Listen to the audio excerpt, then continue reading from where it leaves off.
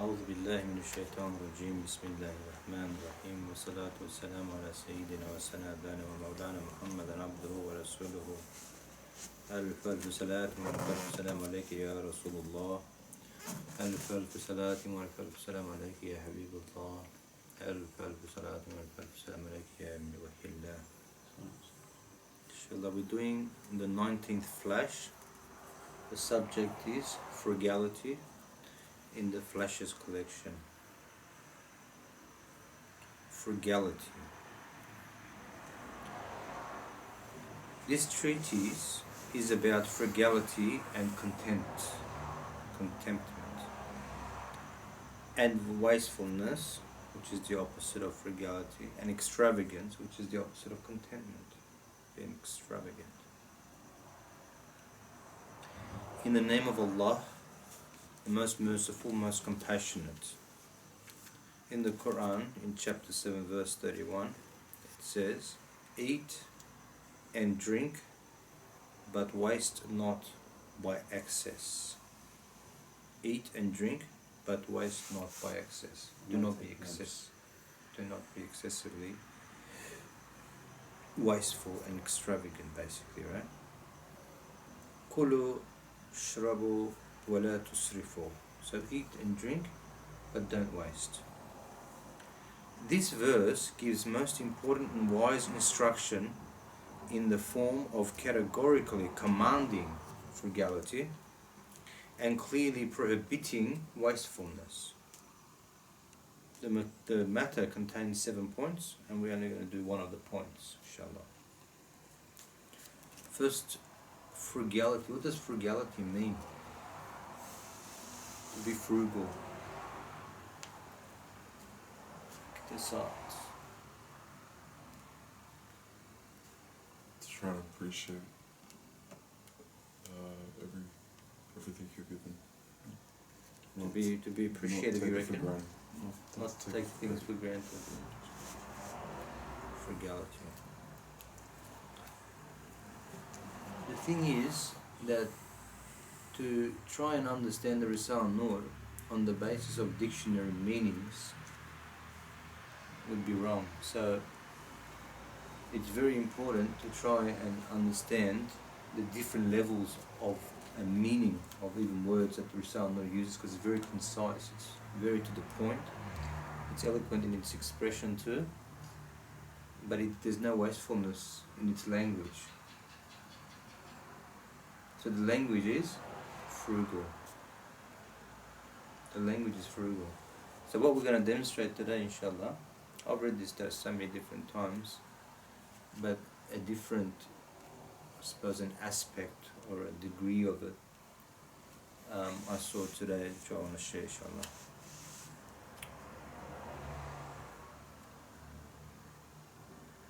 Frugality can mean a lot of things. Frugal is like a balance. Not to be excessive in something and not to be miserly at the same time. Two of the extremes, in between both of those, you would be frugal. And when you say somebody is very appreciative, that person is frugal because they understand the balance between the two things. Extravagance becomes the opposite. And we're going to demonstrate why extravagance and excess, wastefulness, is a way of not appreciating. So discontentment and all those other feelings that the person gets is due to this concept that we're going to be dealing with, inshallah. The all-compassionate Creator, Allah subhanahu wa ta'ala, desires thanks in return for the bounties He bestowed on mankind, while wastefulness is the contrary to thanks, and it slights, it sees as insignificant or less important the bounty and causes loss. So a bounty is being given, but that bounty is given for the sake of the person understanding that it is a gift to them. And what does a person do when they receive a gift? They become thankful, they become appreciative. But the question is, how thankful, how appreciative is that person? How would you judge that? In accordance to how much they value that gift. No. If they think that the gift is very valuable to them, then they're going to be more excited and more thankful and more appreciative. So what happens then when the person is not thankful? It automatically means that the value of the gift to those people, either they didn't perceive the importance of it and the value of it or the preciousness of it, or they're slighting it as though it's not that important, or they haven't realized the importance of it, so they can't be as thankful as they really should be. So the all-compassionate Creator desires thanks in return for the bounties He bestows on mankind, while on the other extreme, wastefulness is contrary to thanks, and it slights the bounty, it devalues the bounty and causes loss. Now the word frugality, however, shows respect for the bounty and is profitable, meaning that it increases its value and it provides plentifulness, what we call barakat. Yes, frugality is both a sort of thanks and shows respect towards the divine mercy manifested in the bounties, and most definitely it is the cause of plenty. So too, like abstinence, it is health-giving for the body. We fast, don't we? Like we fast once, 30 days of the year. We abstaining ourselves from eating. So that abstaining from eating, it is actually good for your body, isn't it? So abstinence, so the lack of something sometimes is actually better for you. So now how do we find the balance? Not to be extravagant, not to be miserly at the same time, stingy, but being right in the middle. So can you see where frugality is fitting in now? Frugality is a balance.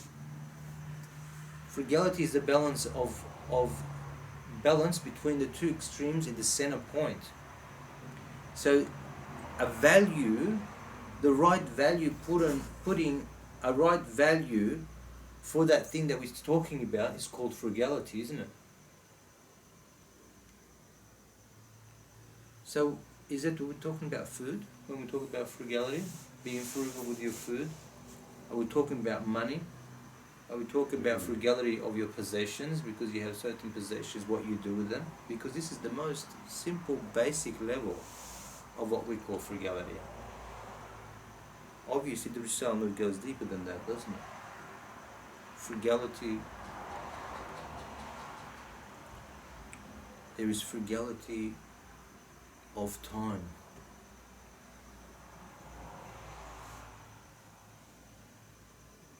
How much time that you spend on one thing in extreme, let's say the world, in comparison to the hereafter. You spend too much time in the worldly life, then you are not frugal. You're being extravagant, in being obsessive, in being clinging to worldly affairs and matters. So that becomes one matter. Frugality of thought, even your thoughts. Through frugality can be in every aspect of your life, the balance between everything. Talking too much, extravagant in your possessions, sleeping too much, eating too much, whatever it might be. Loving too much. That's what I was going to get to very importantly. The balance between loving the worldly life we were saying and the hereafter. Loving worldly possessions loving peoples, and that balance between, what about also frugality of this fact that to love in the right measure for the sake of Allah, and to do the things Allah commands at the right balance, and to not do the things that Allah commands. That's the balance that He puts forward for us. So what would be the greatest measure of a frugality would be the Prophet Muhammad ﷺ. So He Himself, His existence, and us following His sunnah, His way, becomes the perfect middle way of frugality then. So like abstinence, it is health-giving for your body, and since it saves a person from the degradation of what is in effect begging, it is a cause of self-respect. If a person thinks that they need things that they don't need, they require things that in reality they don't require, but they are unable to obtain those things that they think that they want or they need, then what's going to happen if they can't obtain it? They need to find means and ways in which to obtain those things that they think that is very necessary. So it becomes a form of basically begging. Can you give me this? Can you help me with that? I have to work 5 times more now to try and pay this car off, or pay this house off, or to do this and to do that, for example. So it becomes, like, if there is no frugality, the opposite of it becomes degradation, degrading yourself to the effect of almost begging. But frugality causes self-pride. The person is proud of their own existence. They know their balances. They don't require need of things from other people and begging in front of others, because they're content with what they have already. It is also a powerful means of experiencing the pleasure to be found in bounties itself, and tasting that pleasure in bounties which apparently afford no pleasure. It is a powerful means of experiencing the pleasure to be found in the bounties. If you're not hungry and you eat the best meal ever, but you've just ate 5 minutes ago to the brim that your stomach can't even hold any more food, and then in front of you they put the most beautiful foods, you think the appreciation and the pleasure of eating is going to be the same as if you were actually desiring the food and that you had the hunger for it? Of course not. So the more there is a desire behind it and there is space for appreciation, then the pleasure also increases too. In Ramadan, how good does things smell? How good things taste? Why? Because from the abstinence that you stayed away from it for so long, then you start to appreciate the value of the things which we normally now are taking for granted each and every single day. So not to take it for granted, again, is part of frugality. So the person who's frugal is going to have more pleasure in their lives too. They're going to enjoy themselves more too. They're going to receive the bounties with appreciation and thanks for what they have. If I was to give $100 to somebody who had no money at all, right, and the appreciation that they would have for that $100 because they have none. Whereas a very rich person, even if you were to give them $1,000, but that $1,000 to them is basically valueless. So it's not the quantity of the amounts what you're giving, it's how content the person is with what they have basically, and how much pleasure they will receive from that bounty.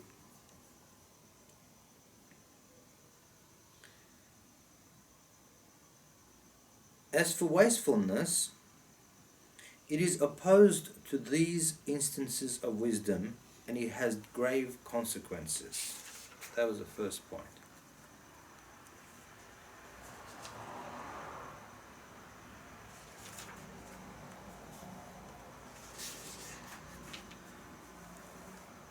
Now there is the sixth point. There is a great difference between frugality and stinginess. Just as being like humility is a praiseworthy quality, superficially it resembles, but it's very different to the bad character of servility. And dignity is a laudable virtue, superficially similar to, but different from, the bad quality of haughtiness. So even though it looks like the same thing, these are worlds apart, don't they? You've been humble. You've shown yourself to be humble. What are you, a servant? Are you a person who's, degrading themselves? Don't you have any self-pride in yourself? No, humbleness does not mean that. It is a voluntary act of lowering your pride. But it does not make you a beggar or a slave or a servant of anything. Huh? Big difference between humble and what?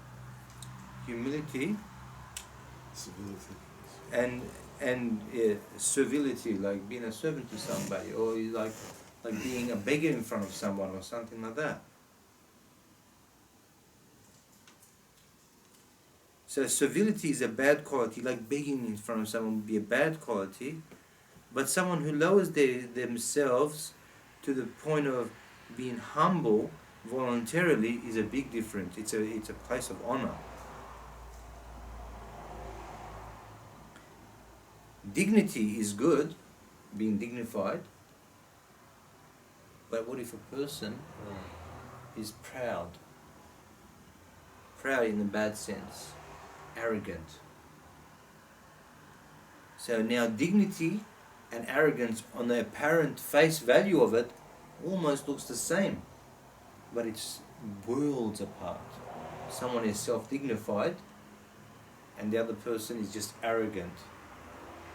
So even though they look the same, they're very different from one another. So too, frugality, which was one of the elevated qualities of the Prophet Muhammad ﷺ, and indeed is one of the things on which the divine wisdom in the order of the universe depends upon, bears no relation to stinginess.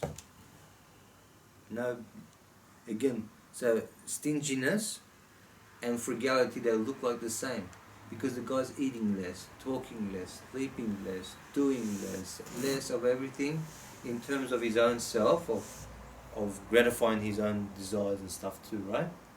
Of less of everything. But then he spends less. So what does that look like from the outside? Oh, what a stingy person. He just doesn't want to spend. He's not generous. Now there's a big difference between generosity and extravagance and wastefulness too, right? So wastefulness, extravagance and wasteful, and then on the other side is stinginess. So what's in the middle? Middle is frugality. Generous, but at the same time frugal, knows when to spend, how to spend, why, is able to distinguish. That becomes frugality. And the best, most elevated qualities of the Prophet Muhammad ﷺ was this point of frugality. And divine wisdom in the order of the universe, everything depends on this frugality. Now this is where we go in a little bit more deeper, right? Everything that is created in the universe is created on the concept of frugality. Do you see that everything is created perfectly? Everything is well ordered and balanced and that? In your own system, from your cells to the way that your physical body parts work, all the way up to the stars and the moon and all of the systems. They are all frugal, which means, look at the earth. The earth spins at a particular speed. If it spun any faster, what would happen? If it slowed down just a little bit more, what would happen? So the balance in between there is frugality. So frugality becomes a balance, not only in what we think, but the way in which everything is created is also frugal. If we saw with our own eyes a lot further and more like X-ray vision between being able to see things that we can't see, like microscopic creatures right now. There's millions and billions of microscopic creatures flying in the air right now that we can't see. On our skins, on our eyelids, on our hairs, and that there's all these microscopic creatures. Imagine that that balance wasn't in place, and Allah created it in excess, meaning that the balance of the eye was opened, and then the next level was put forward, right? Then I would be able to see things which I do not desire to see, because I won't be even able. No one will be able to sleep at night, seeing the things that we see. Imagine being able to hear the things that at the moment, the balance in your ear of what you hear and how far you hear, and the echo and the volume of the things that you hear. Imagine the car going past right now. It's just like a light, noise in the background. But imagine if we magnified all of the noises, that we can hear the ant walking, and a flying of like a buzzing of a fly was like a roaring of thunder or something. And imagine how your life would be. So imagine, put into consideration all of the members of your own body. Imagine all of the creatures, all the plant life. Every existence has balances like this. And if those balances are infringed upon, and if the balance is not correct, in other words, it's not frugal, then you see that the things that are what we call bounties would be the opposite of being a bounty. It would be torture for those people. If there's 23% oxygen in the air that we're breathing right now, and it's perfectly designed for our lungs. Imagine if there was 25% oxygen, because God is going to be generous. He wants to put more oxygen in the air. What would happen? Every time you breathe, your lungs will be burning. You see what I mean? So the balance in between every single relationship of different individuals, creatures, from cellular level all the way down to atomic level is all balanced. The nucleus in one, the electrons, protons, and the way that they spin, the speed at which they spin, everything is calculated perfectly. And that is called the frugality of things. So the order of the universe depends on frugality. It bears no relation to stinginess, which is a mixture of baseness, being base, miserliness, and greed. There is merely a superficial resemblance only.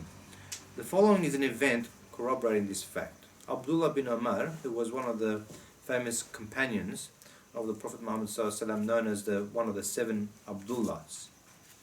He was the greatest and most important of the sons of Hazrat Umar radiallahu anhu.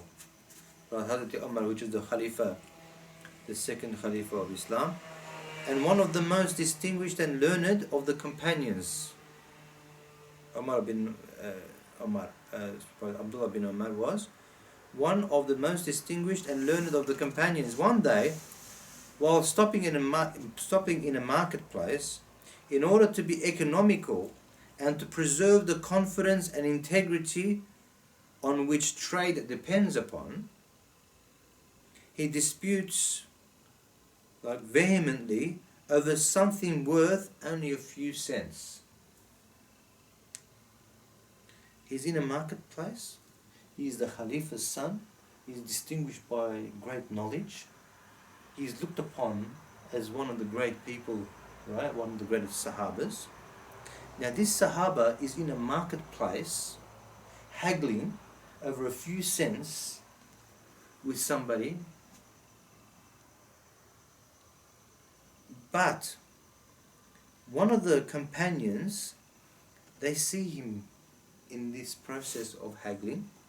They see him.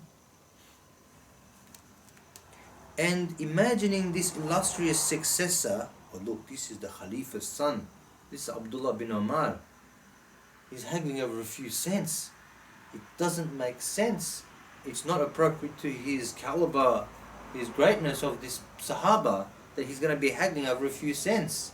He's not a stingy person. Right? So he could not associate Abdullah bin Umar with the concept of stinginess. So he was curious now, this other Sahaba, looking upon this situation. and imagining this illustrious successor's son, who is the successor of the Prophet Muhammad ﷺ on this earth. He is a Khalifa. He is a Khalifa's son, and he's wrangling and disputing over a few cents, and it looks like an extraordinary stinginess. So the other man, he followed him in order to understand this conduct. If it was us, we'd make a judgment on the spot. What a stingy guy, did you see that? For a few cents he's haggling with some guy in the marketplace.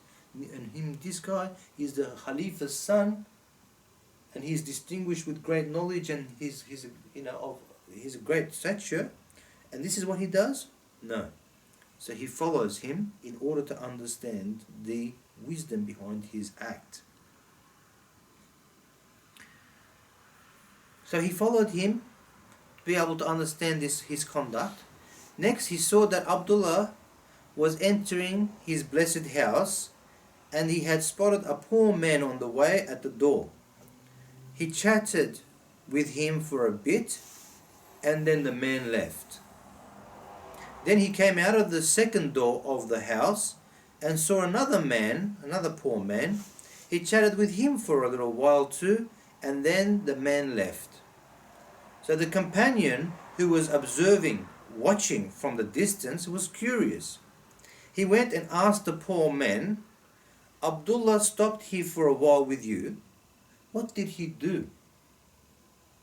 Now he's observing what he's doing. He wants to understand this Khalifa's son. Why did he act like that in the marketplace? Is that really his character?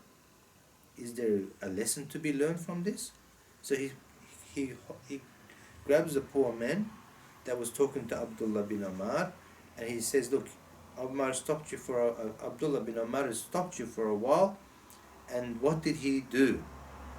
And each of the poor men, they replied, "He gave me a gold piece." A gold piece worth what? Hundreds of dollars. But minutes before, he was haggling over a few cents in the marketplace. "So he gave me a gold piece," they both replied. "Glory be to Allah," exclaimed the companion, and thought to himself, how is it that he was haggling like that over a few cents in the marketplace, then he was completely happy to give away 200 or hundreds of dollars worth in his house without letting even anyone know that he's being so generous. So he went to Abdullah bin Umar and he asked, he said, "Oh Imam, solve this difficulty, solve this mystery for me. In the market you did this, you haggling with some guy over a few cents, while in your house you did this, meaning that you were giving away hundreds of dollars worth of value." Abdullah replied to him saying this, "In the market it was not stinginess that I was haggling about, but it was a conduct arising from frugality." It was a conduct arising from frugality, to find the right balance. The seller is going to want the maximum amount of profit for his goods. That's economics, that's normal. The person who's spending money is going to want to spend the least amount of money to get the same good. Great economics for his own self. So to find the balance between the two, what requires is the haggling, in order that the frugality of that part, the middle part, can be known. So he's saying, it wasn't out of stinginess that I was haggling with the guy, but it was out of frugality. It was perfectly reasonable.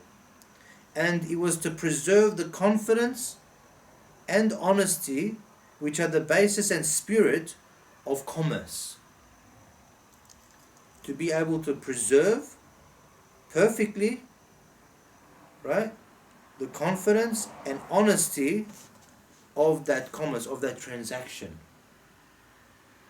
Neither was the first stinginess, me haggling in the marketplace was not stinginess, not because of stinginess, nor the second part where I was giving to the poor, immoderateness either. alluding to this point, Imam Abu Hanifa said, there can be no excess in good, just as there is no good in excess. That is to say, just as in good works and benevolence there can be no excess or wastefulness, so long as they are for the deserving. So too, there is no good at all in wastefulness and immoderation. There is no good in wastefulness and immoderation, immoderateness. سبحانك لا علم لنا إلا ما علمتنا إنك أنت العليم الحكيم وآخر دعوانا الحمد لله رب العالمين. الفاتحة.